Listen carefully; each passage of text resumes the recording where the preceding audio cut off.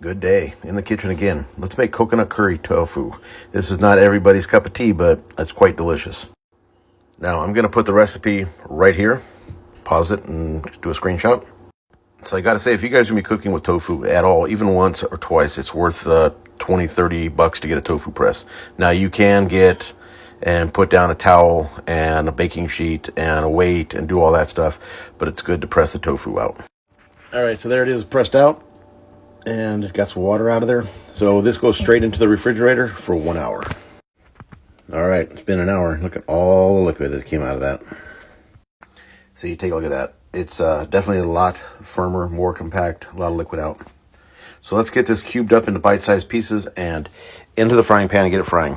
So I'm using a garlic-infused olive oil. High heat for about 3-4 minutes to brown it up on all sides. All right, once you got it kind of golden brown, kind of like that, take it off the heat and set it aside.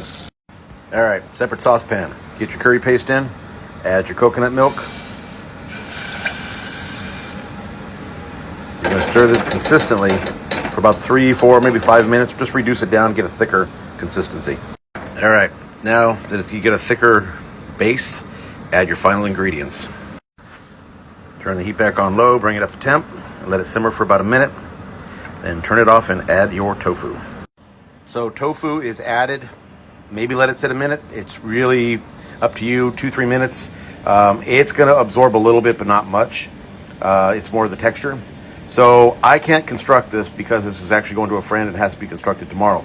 But what you would do is put down a bed of rice, ladle on some of the tofu and the sauce over it, and then top it with some of the cilantro. And quite delicious. So you guys stay safe and have a wonderful day, and hope you try this.